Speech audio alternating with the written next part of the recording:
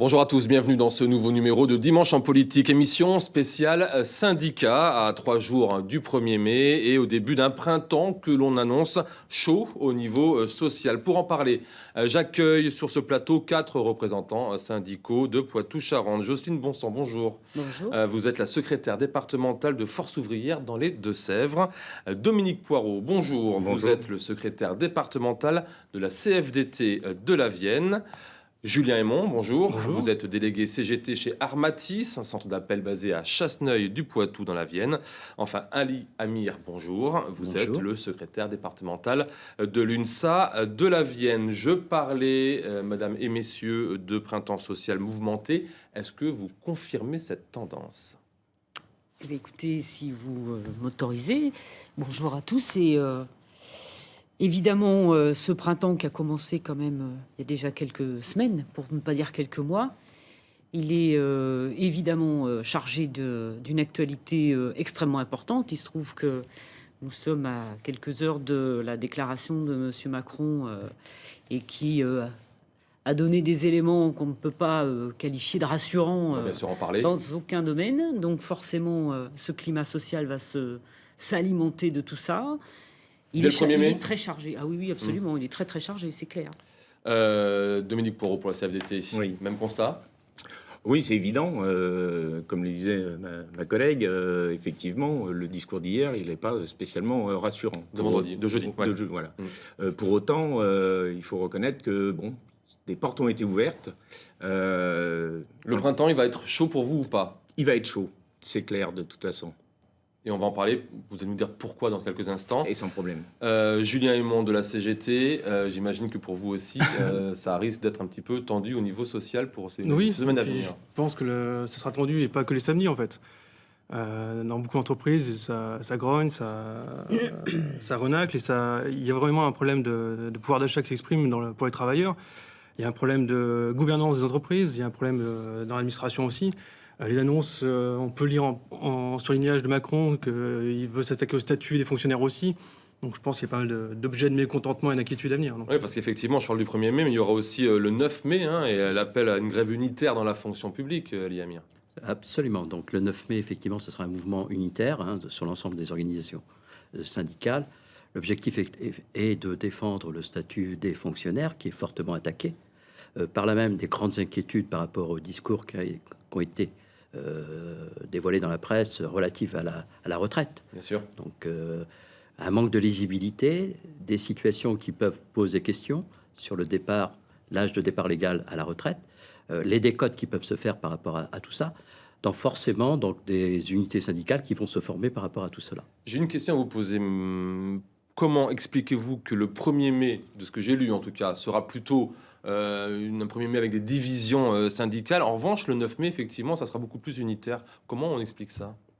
Qui veut Écoutez, répondre à ça ? d'abord, ce que porte le 1er mai historiquement fait que nous ne sommes pas forcément sur une journée commune d'action de toutes les organisations. Dans les Deux-Sèvres, par exemple, traditionnellement, c'est souvent avec la CGT... avec lequel nous avons une histoire commune importante et une actualité importante aussi, avec la FSU, avec Solidaire. Et cette année, nous avons un accord avec un appel commun, y compris avec la représentation des Gilets jaunes. Et ça, c'est évidemment très exceptionnel compte tenu de la période et de la situation. Et je pense que c'est important compte tenu des revendications qu'on porte communément, si j'ose dire. Alors nous, depuis bien plus longtemps, sans doute que les Gilets jaunes eux-mêmes, mais il y a matière largement à se mettre d'accord et à porter ces revendications. Historiquement, le 1er mai, c'est évidemment une journée de mobilisation et de combat contre tout ce qui est oppression, par ailleurs. Mobilisation, encore une fois, je le disais, mobilisation visiblement dans la division, qui a un peu, encore une fois, m'expliquer, j'ai bien compris ce que vous m'avez dit, mais pour exemple, pour la Vienne. Donc, c'est pas forcément une division. Donc, par rapport à la Vienne... on va dire de façon séparée. Il y a une volonté, effectivement, de se regrouper avec la CFDT, la CFTC et l'UNSA, et d'autres organisations, qu'elles soient associatives ou dans le cadre de l'environnement. L'objectif étant de commémorer ce qui a constituait un petit peu la genèse, effectivement, du 1er mai. Donc, je le rappelle, hein, historiquement, c'est 1886, outre-Atlantique. C'est les événements de Chicago qui ont fait qu'effectivement, il y a eu 6 morts lors de manifestations d'entités syndicales. 1889, qui a permis à l'intersyndicale socialiste de pouvoir créer comme journée fériée et de rappeler que c'est cette journée-là. La fête des travailleurs. Et c'est la fête des travailleurs, du absolument. travail. On est d'accord. Et en ce qui nous concerne, donc, on a souhaité élargir cette unité avec la notion de développement durable. Et Vous défilerez avec qui cette année pour le 1er mai donc, à l'UNSA? CFDT, CFTC, que ce soit sur le national, sur la région ou sur le département. Et pas la CGT, donc?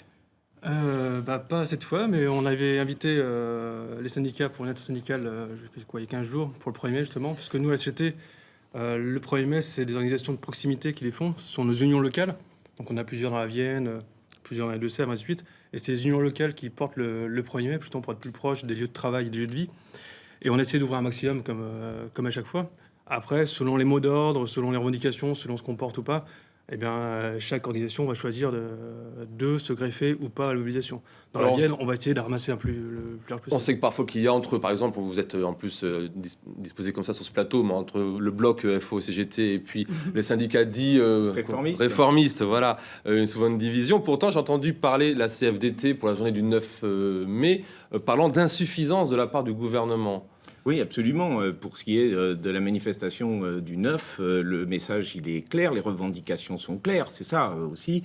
Les insuffisances ne sont que dans le domaine public? Alors, pour le 9, c'est de toute façon ce que nous désirons porter majoritairement. Après, pour le 1er mai, effectivement, comme le disaient mes collègues, la revendication est plus large, etc. C'est pour ça que, effectivement, nous, on n'invite pas forcément à manifester. Quoi qu'il en soit, la CFDT va s'inscrire dans des démarches diverses selon les syndicats, voilà. Et il va y avoir des rassemblements, des colloques, des tables rondes.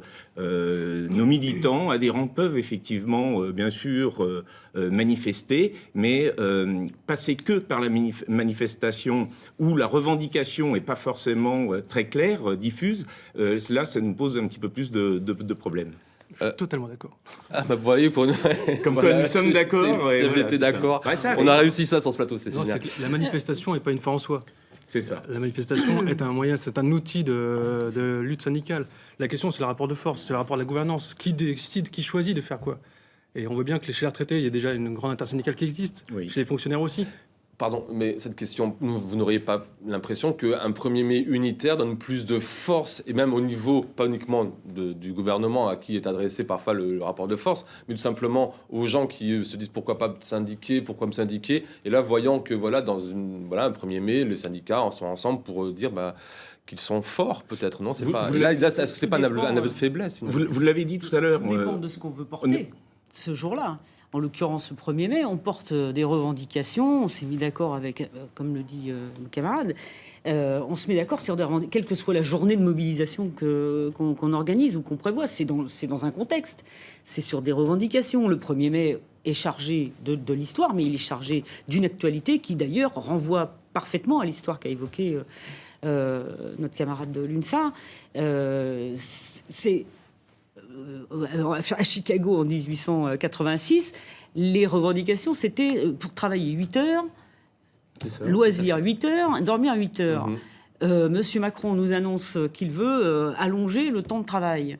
Augmenter, on ne travaille pas assez. On va tout en parler de ce qu'a demandé, de ce qu'a dit Emmanuel Macron. Ça fait parfaitement écho. C'est donc sur les fondements des revendications qu'on peut ou pas se mettre d'accord, mais on manifeste pas pour manifester. C'est le premier 1er mai avec des gilets jaunes. Ça change quelque chose? Qu'est-ce que ça change si ça change quelque chose? Ce que ça donne, en tout cas, comme information importante, c'est que, alors qu'on explique sur bien des plateaux que les organisations syndicales sont en dehors du temps et de l'espace, qu'elles sont du passé et dont il faut faire table rase, il se trouve que ceux qui manifestent dans cette actualité rejoignent ces appels. Donc c'est bien la preuve qu'on n'est pas déconnecté et qu'on est parfaitement en phase avec l'attente des salariés. C'est une preuve d'être en phase avec les Gilets jaunes avec l'attente des salariés, d'un certain nombre de membres de la population, retraités, etc. Vous partagez Alors, Oui, mais partiellement, si vous voulez, dans un sens, puisque nous, notre choix, il est fait effectivement. Alors,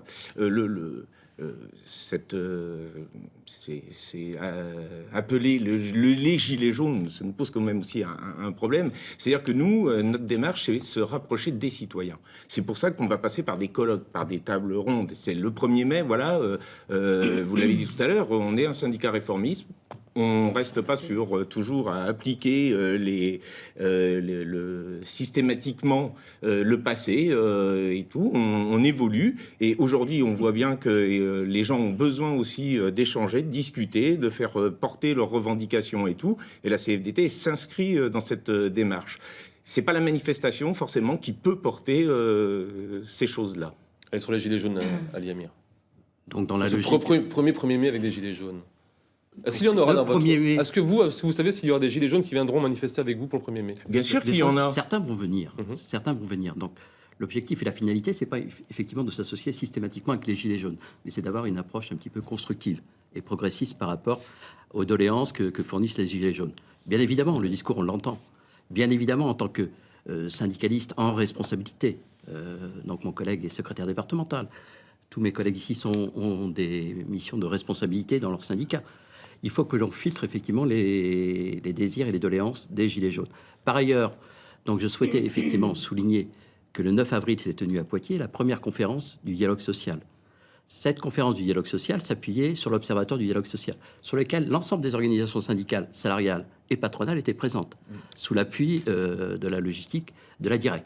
L'objectif de ce type d'organisation, c'était de mettre en avant et de favoriser le dialogue social partout, dans les différentes entreprises du secteur privé. Le dialogue privé. social, Alors, justement, très rapidement, s'il vous plaît. À cette journée-là, j'y étais justement dans le public. Et la CGT, on a décidé de quitter cet observatoire, justement. En tout cas dans la Vienne. Parce que pour nous, ça n'apporte rien. C'est juste un accompagnement des politiques macronistes libérales. Grosso modo, c'est dans une entreprise, quand ça se passe bien, les lois de Macron ne changent rien. Ça se passera toujours bien. Par contre, quand ça se passe mal, les lois de Macron font que ça se passera encore plus mal. Donc on ne voit pas dans quel sens on peut accompagner l'amélioration. Alors justement, la conférence de presse d'Emmanuel Macron ce jeudi, les annonces qui en ont découlé, est-ce que ça bouleverse les choses? Est-ce que ça bouleverse le calendrier syndical, social à venir? Est-ce que ça change des choses? Ça ne le bouleverse pas, quoi qu'il en soit. Force est de constater qu'il y a eu, on va dire, peut-être une légère ouverture sur par exemple, le recours aux partenaires sociaux, peut-être une légère ouverture sur les corps intermédiaires. Maintenant, ce sont des intentions. Ça reste un discours. Maintenant, c'est à savoir comment ça va être acté, comment ça va être mis en œuvre. J'entends Jocelyne Beausens sourire. Oui. Alors bon, d'abord, je reviendrai sur le fait que monsieur s'adressait tout à l'heure aux citoyens. Je rappelle que nous sommes, pour notre part, une organisation syndicale et qu'on défend les intérêts des salariés et qu'on considère surtout que la lutte de classe n'est pas terminée. Et même si ça peut paraître un discours, lui aussi, has-been, n'empêche que les classes, elles existent, y compris Warren Buffett l'a rappelé lui-même, en disant que non seulement c'est une lutte de classe, mais mieux que ça, c'est une guerre des classes, et qu'il pense qu'il est en train de la gagner.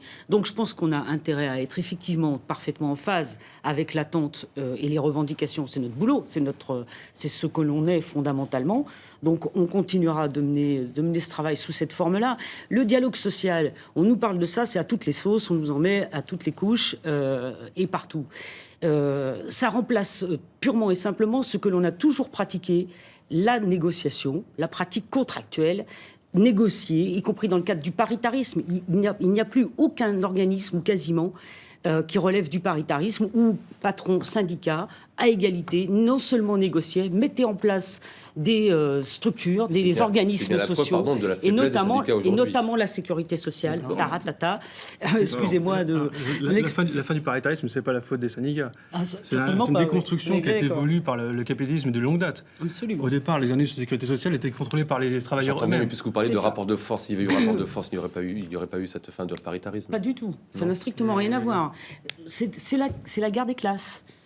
La classe capitaliste ne peut pas, ou la classe dirigeante, ne peut pas accepter que des mannes financières aussi importantes que nos cotisations, notre salaire différé, leur passent, j'allais dire, sous le nez, sans qu'ils ne puissent mettre la main dans ce pot de confiture. Je reviens sur la réponse d'Emmanuel Macron au mouvement des Gilets jaunes ce jeudi en conférence de presse. Est-ce que ça change quelque chose par rapport, je ne sais pas moi, là, fort qu'elle énerve au davantage système de qu'elle ne retraite, rassure. par rapport au fait de devoir travailler davantage? On a entendu. Est-ce que ça va bouleverser les choses au niveau du rapport de force justement entre les partenaires ça risque sociaux? Encore une fois, Ali Amir. c'est ce que je vous disais précédemment, donc sur le principe des retraites. Grande inquiétude. Donc on nous parle effectivement d'un principe de retraite par calcul par point. Quelle sera la valeur du point? On n'en sait rien à ce jour. Quel sera le départ légal à l'âge de la retraite? On ne sait pas. Les annonces qui ont été faites, c'est de dire effectivement on maintient l'âge de la retraite à 62 ans. Par contre, il peut y avoir un glissement avec une décote qui sera faite à 62 ans et qui permettra à ceux qui le souhaitent d'aller plus loin. Donc, par rapport à ça, nous, on est totalement opposés au niveau de l'UNSA. Et je pense que mes collègues aussi. Tout à fait, il y a un découpage de la retraite, enfin un changement sémantique dans la retraite. Lorsque la retraite a été mise en place, enfin j'y étais pas, mais le but du jeu c'était que le but du jeu c'était que on puisse continuer de vivre après son travail et vivre dignement. Actuellement, là, le système veut mettre en place une assurance. Vous allez cotiser tout le temps et selon ce que vous allez cotiser, vous allez pouvoir toucher quelque chose. Or, c'est pas du tout l'esprit de la retraite. L'esprit de la retraite, c'est pouvoir vivre dignement une fois qu'on a terminé son travail. Et c'est la même chose quand on est en arrêt maladie, c'est la même chose quand on est handicapé, c'est la même chose quand on a un accident au travail, on doit pouvoir vivre dignement. Et c'est le principe de la CFDT par rapport à ça. Pour autant, le paritarisme, il existe encore. Il est mis à mal, mais il existe encore. Et pour la CFDT, effectivement, il est hors de question de faire le jeu de la chaise vide. Nous, ce que nous faisons, de toute façon, nous désirons être autour de la table, négocier, discuter, etc. On a bien compris. Et pour la retraite, c'est exactement la même chose. On ne va pas, d'un revers de main, faire fi de ce qui nous est présenté, etc. Pour autant, on ne cautionne pas ou on cautionne, mais le tout, c'est mettons-nous autour de la table, discutons, voyons effectivement qu'est-ce que l'on peut faire pour le bien de notre société, pour le bien des salariés, parce que effectivement, ma collègue parlait de lutte sociale, et enfin de lutte, etc. Pourquoi pas, mais il n'y a pas que des salariés, il y a aussi les retraités, il y a les chômeurs, il y a les gens dans la précarité. À ma connaissance. Tout ça, ce sont des citoyens dont il faut aussi, et les organisations syndicales, toutes, c'est bien des choses au quotidien qu'elles font et depuis toujours. Elles s'occupent de toutes ces personnes. À ma connaissance, je peux me tromper, mais aucune fois le mot syndicat n'a été prononcé lors de l'allocution d'Emmanuel Macron. C'est clair. Il veut éradiquer de son champ ceux qui, évidemment, viendraient mettre un peu de grain de sable dans son parcours ou dans son programme. Il veut nous transformer encore intermédiaires. J'ai aussi entendu ça tout à l'heure. Je suis désolé, nous ne sommes pas un relais de la politique de quel que soit le gouvernement. On n'est pas un relais. Nous sommes une organisation de représentation des salariés, des intérêts des salariés. À ce titre, on porte leurs revendications et la défense de leurs intérêts. On ne sera pas le relais du gouvernement et on sera indépendant jusqu'au bout. Et on défendra sur la question des retraites le fait que les cotisations, le salaire différé des salariés, et quel qu'il soit, ils le retrouvent au bout du bout. Ceux qui veulent mettre en place avec les points, la retraite par points, c'est tout simplement pouvoir se servir de cette valeur du point pour ajuster au moment où ils le jugeront opportun de la valeur de la retraite que toucheront les salariés. Les téléspectateurs qui nous regardent parmi eux, il y en a certains qui doivent se dire oui, mais si effectivement la population française vieillit, il faut peut-être falloir travailler, cotiser davantage pour pouvoir avoir des retraites. Qu'est-ce que vous leur répondez à ces personnes-là? Ça, c'est un vieux mythe. C'est un vieux mythe. On a notre PIB, si on prend une donnée statistique connue de tout le monde, le PIB n'a cessé d'augmenter au fur et à mesure des années, malgré le vieillissement de la population. La richesse produite n'a rien à voir avec l'âge des travailleurs ou de la population. On a une productivité qui augmente. Donc on produit ces richesses-là. C'est juste la question de la répartition de la richesse qu'il faut se poser. Ali Amir. Et c'est surtout jouer sur le levier de l'emploi. C'est une notion fondamentale. Plus il y aura de personnes qui cotisent, plus ça permettra effectivement un équilibre du système de retraite. Donc à ce jour, on est sur un taux de chômage qui est de l'ordre de 9%. Donc les objectifs qui sont définis par le gouvernement actuel à hauteur de 2025, je rappelle qu'il y aura une mandature prochaine, seraient de 7%, donc pour arriver sur le plein emploi. Et plus on aura de cotisants, et plus les équilibres pourront se faire. Alors, donc la problématique fondamentale, c'est l'emploi. Plusieurs batailles syndicales ont eu lieu ces dernières semaines dans la région. On va commencer, si vous voulez bien, par l'hôpital de Niort. Après 8 mois de grève, le conflit a pris fin. On en parle juste après ce reportage diffusé sur notre antenne le 19 avril dernier. La CGT jette l'éponge. Après 241 jours d'un conflit qui s'est enlisé à l'hôpital de Niort, un record, le syndicat met fin aujourd'hui à la grève avec un sentiment d'amertume. Face à un manque de mobilisation des agents de l'hôpital de Niort, on a préféré suspendre, car sans la mobilisation, on n'obtient rien. Il n'y a pas d'avancée pour les améliorations de conditions de travail. Non du tout, ouais, on est très amer et en colère. 8 mois de conflit pour dénoncer des conditions de travail qu'ils jugent insupportables. Sous-effectifs, personnel sous pression, manque de moyens. Les autres syndicats, eux, avaient appelé à reprendre le travail dès le mois d'octobre. Cette semaine, ils ont obtenu des réponses à certaines de leurs revendications. Nous avons obtenu 151 CDI depuis le début de l'année et 72 stagiairisations. Et suite à la table ronde avec l'ARS mardi dernier, l'ARS s'est engagée à nous donner un financement pour la rénovation des locaux de la psychiatrie. La direction de l'hôpital que nous avons sollicitée n'a pas souhaité s'exprimer. Elle nous précise cependant avoir pris acte des conclusions de la table ronde entre l'Agence régionale de santé et les syndicats. Les banderoles qui entourent l'hôpital depuis le mois d'août seront retirées le 29 avril. Retour sur le plateau de Dimanche en politique spécial syndicat. Jocelyne Baussan, est-ce qu'il y a eu 4 mois de grève en trop ? Je ne saurais juger de cette question-là. À chacune des organisations et aux salariés de décider le bien fondé de se mettre en grève ou pas. En tout cas, la nécessaire bataille sur cette question de l'hôpital, et c'est pas seulement l'hôpital de Niort. J'allais dire, la situation de l'hôpital Nord-de-Sèvres est peut-être encore plus dramatique, si tant est qu'on puisse faire une hiérarchie. Sauf que là, 8 mois de conflit, c'est pas non plus tous les jours. Le donc conflit, c'est pour ça aussi en tout cas, la revendication, elle est permanente dans ces établissements. Il n'y a plus aucun hôpital qui ne manque d'effectifs, plus aucun EHPAD qui ne manque d'effectifs. C'est les qualifications qui manquent, c'est la précarité qui s'est développée de façon outrancière.